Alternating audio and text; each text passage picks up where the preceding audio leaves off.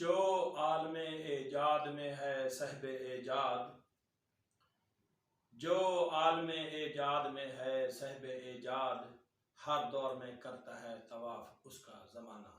नहमदुहु व नुसल्ली अला रसूलिल करीम, अम्मा बाद, फ़ौज़ बिल्लाहि मिनश शैतानिर रजीम, बिस्मिल्लाहिर रहमानिर रहीम। मैं मोहम्मद मुर्तज़ा बटुआ SST science government model city high school Bahawalnagar, काफ़ी दिनों के बाद आज 6 अप्रैल 2022 मैंने देखा कि मुल्की हालात किस तरफ जा रहे हैं, हमारे सियासतदान किस तरह के बयान दे रहे हैं, हमारे उलमाए दीन किस तरह के बयान दे रहे हैं। एक दो कीमती बातें मैं ज़रूर करूँगा। पाकिस्तान के राइटर, अदीब, शायर और साइंसदान, इनको एक ख़ास मुकाम हासिल है। जो कौमी सोच रखने वाले लोग होते हैं उसकी सोच थोड़ी सी बेहतर होती है। मेरी किताब जो मैंने 2010 में लिखी थी, उसमें एक छोटा सा मजमून मैंने लिखा था, वो मैं पढ़ के आपको बताता हूँ। ये मेरी किताब ये है, ये 2010 में मैंने लिखी थी, इंग्लिश ग्रामर फॉर लाइफ। तो ये इसके अंदर मैंने एक छोटा सा मजमून लिख दिया था। लोग इंग्लिश और द इंग्लिश से नफरत क्यों करते हैं? इसकी एक वजह है। हमारे सियासतदान तो नफरत नहीं करते, क्यों? उसकी भी वजह बताता हूं। लोग इंग्लिश और द इंग्लिश से नफरत इसलिए करते हैं कि लोगों को इंग्लिश लिखनी, पढ़नी और बोलनी नहीं आती। Because English is the language of technology.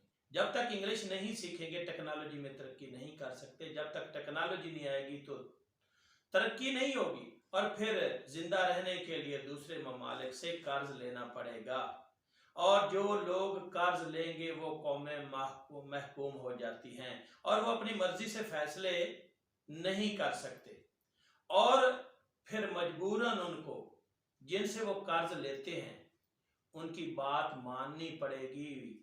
इसीलिए तो हमारे बड़ों ने कहा है कि बैगर की अपनी कोई सोच नहीं होती। भिखारी जो होता है दूसरों से जो मांग के खाता है वो अपने फैसले नहीं करता होता। जिससे मांग के खाता है उन्हीं से फैसले करते हैं, वही फैसले उनके करते होते हैं। तो इसलिए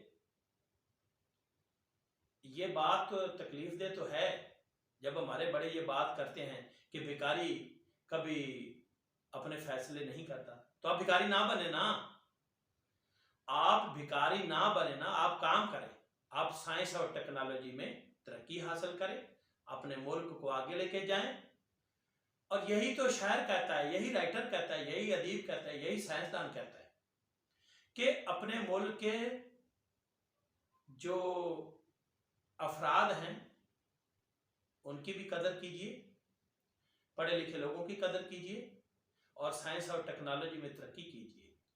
ये मैंने अपनी ग्रामर में लिखा है कि चीन यानी चाइना और जापान ये तो किसी के आगे नहीं झुकते।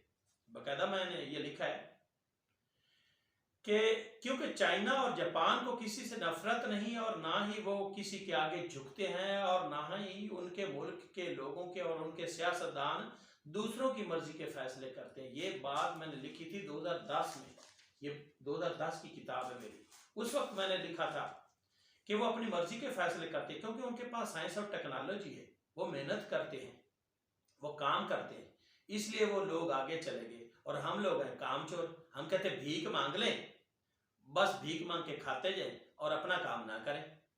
क्योंकि साइंस और टेक्नोलॉजी में तरक्की करेंगे तो फिर ही हम आगे जाएंगे ना। एक नई किताब मेरी, ये कुरान एंड फिजिक्स है। ये कुरान एंड फिजिक्स, इसका एक चैप्टर जो है वो मैं अभी आपके सामने पढ़ने लगा हूँ। मैंने क्या अपने किताब में लिखा है, लफ्ज ब लफ्ज पढ़ूंगा ताकि मेरी किताब के बारे में भी पता चल जाए, आपको इसकी अहमियत के बारे में भी पता चल जाए।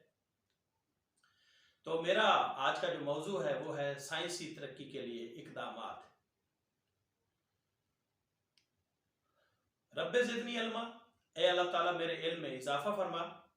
साइंसी तरक्की के लिए चंद तजावीज़। हर कौम अपने माजी से सबक ज़रूर हासिल करती है। अगर मुसलमान अपने माजी पर नजरसानी करें और अपनी गलतियों को दूर करके अपना खोया हुआ मकाम हासिल कर सकते हैं। मुसलमान दोबारा साइंसी मैदान में वही वकार, वही अजमत हासिल कर सकते हैं जो उन्हें आगाज में नसीब था। कुरान की तरफ रुजू।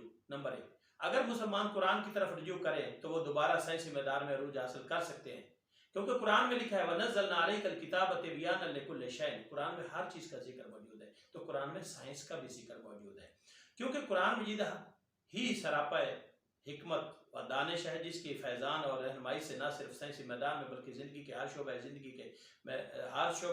की महराज हासिल की जा सकती है। नंबर 2 में मैंने लिखा है अहले इल्म की माली इमदाद और मुआशी फ़िक्र से आज़ादी। साइंसी मैदान में दोबारा अरूज हासिल करने के लिए ज़रूरी है कि अहले इल्म, ये चैप्टर नंबर मेरा 29 है, इसमें मैंने ये लिखा है जो कुछ, ये देख लें। तो अहले इल्म का वकार बुलंद किया जाए, उनके वज़ाइफ मुकर्रर किए जाए ताकि वो पूरी यकसुई से तहकीक व तख्लीक पर तवज्जो मरकूज कर सके। नंबर 3, साइंसी मराकज़ और लेबॉर्ट्रीज़ का क़याम के साथ साथ तजर्बात को ज़रूरी करार देना। साइंसी मैदान में तरक्की के लिए ज़रूरी है कि जदीद आलात से लेस साइंसी लेबॉर्ट्रीज़ का क़याम किया जाए ताकि साइंसदान आलात और लेबॉर्ट्री से फ़ायदा उठाकर ज़िंदगी के हर शोबा ज़िंदगी में काम कर सके, उन्हें यूरोप की मोहताजी से छुटकारा मिल सके, और साथ साथ इन लेबॉर्ट्रीज़ का चेकअप भी रखा जाए ताकि बाकायदगी से काम जारी रहे। स्कूलों, कॉलेजों और यूनिवर्सिटीज़ में लेबॉर्ट्री को कारआमद बनाना। स्कूलों, कॉलेजों और यूनिवर्सिटीज़ में लेबॉर्ट्रीज़ को कारआमद बनाया जाए और सामान मुहैया किया जाए और असातिज़ा को मजबूर किया जाए कि थ्योरी के साथ साथ वो प्रैक्टिकल भी करवाएं।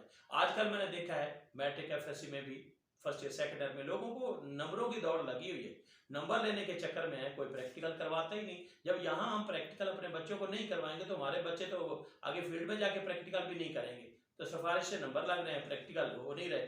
तो मैं चूंकि एक साइंस टीचर हूँ, मुझे इस चीज़ की अहमियत है।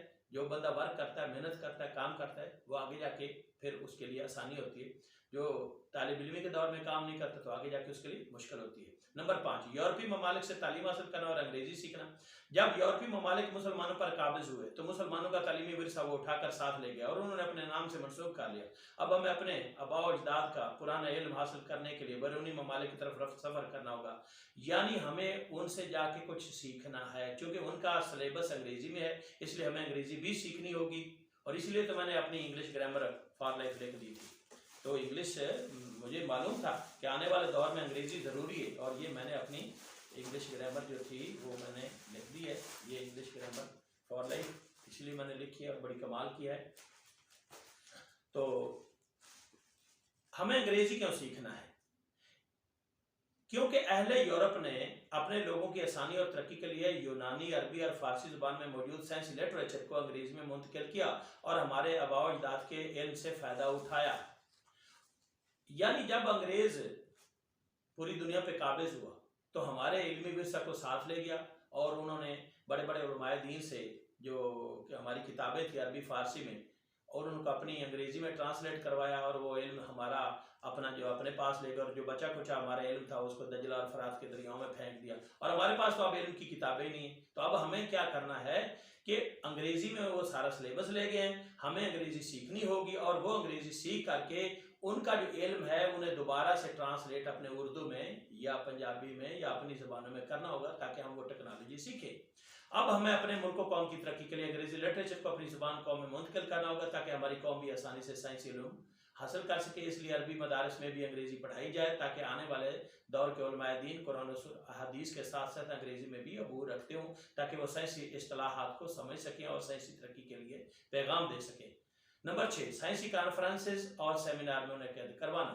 मुसलमान साइंसदानों की ज़हनी वुसअत और जदीद हालात से बाखबरी के लिए ज़रूरी है कि मुख्तलिफ ममालिक के साइंसदानों को आपस में तबादला ख्याल के मौका फराहम किए जाएँ। इसी सिलसिले में कॉन्फ्रेंस और सेमिनार मुनक़िद करवाए जाएँ और तरक्की याफ्ता ममालिक के साइंसदानों को अपने मुल्क में तहकीक की दावत दी जाए। नंबर 7, साइंसी तालीम की अहमियत को उजागर करना।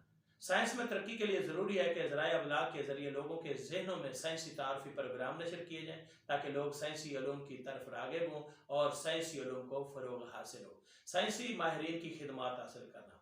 नंबर 8 पे है साइंसी माहिरीन की खिदमत से खुसूसी इस्तेफादा किया जाए और उनकी हौसला अफजाई की जाए। साइंसी मैदान में तहकीक और तख्लीक के लिए साइंसदानों के लिए वज़ाइफ मुकर्रर किए जाए। नंबर 9 तरक्की याफ्ता ममालिक से जदीद टेक्नोलॉजी का हसूल।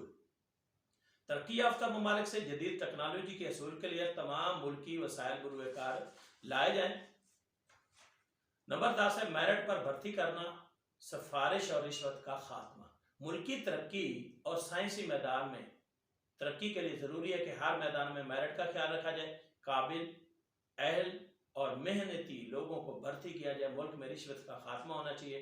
टेक्निकल लोगों को उनकी अहलियत के मुताबिक भर्ती भी किया जाए और उनके काम के मुताबिक उनको तनख्वाह भी दी जाए। नंबर 11 फ़िरका वारियत का खात्मा। मुसलमानों में फ़िरका वारियत का खात्मा किया जाए, इनमें इतदाल पैदा किया जाए और मुल्क की तरक्की और सालमियत की तालीम दी जाए। तो नीचे मैंने एक बात और भी लिखी है, अपने ख़ानदान, अपने गांव वाले और अपने मुल्क वाले लोगों से प्यार कीजिए और मुल्क के साथ वफादारी है। ये मैंने अपनी किताब कुरान एंड फिजिक्स जो है इसके अंदर ये मजमून लिखा। साइंसी तरक्की के लिए इक़दाम, ये मेरी किताब का चैप्टर नंबर 29 है। तो ये एज इट इज़ मैंने लफ्ज़ ब लफ्ज़ इसको पढ़ा ताकि दोस्तों को पता चल जाए कि मैंने किताब में क्या कुछ लिखा है और इस किताब की अहमियत का भी पता चल जाए। और इस किताब को पढ़ने के लिए आप मुझे कॉल कर सकते हैं, ये मेरा नंबर है। आप किताब मंगवा सकते हैं और ये इंग्लिश ग्रामर फॉर लाइफ ये बेहतरीन है, ये भी मंगवा सकते हैं। तो राइटर, अदीब, शायर जो होते हैं वो कौम का और मुल्क का सोचते हैं, अपने लिए नहीं सोचते। अपना तो वो बस गुजारा ही करते हैं, या देर रात ये देखें किताबें खरीद खरीद कर पढ़ते रहते हैं। ये इधर भी लातादाद किताबें पढ़ी हैं, इधर भी लातादाद किताबें पढ़ी हैं, तो वो किताबें पढ़ते हैं। उनकी ज़िंदगी बस किताबों से ही जुड़ी होती है और वो आने वाले कई सदियों के बारे में सोचते हैं कि हमारा मुल्क कैसे तरक्की करे, हमारी कौम कैसे तरक्की करे, हम किस तरह से दुनिया में सुपर पावर बन सकते हैं और हम भिखारी ना बने। और हमारे सियासतदानों को भी ख्याल करना होगा कि हमें भिखारी ना बनाएं और ख़ुद भी भिखारी ना बने और अपने मुल्क में साइंस और टेक्नोलॉजी की तरक्की के लिए काम करें। और उलमाए दीन से भी मैं कोई रिक्वेस्ट करता हूँ कि वो भी थोड़ी सी मेहरबानी करें और लोगों को दावत ना दें कि जी फलाना जो बाइडन आए और बड़ा सुलझा हुआ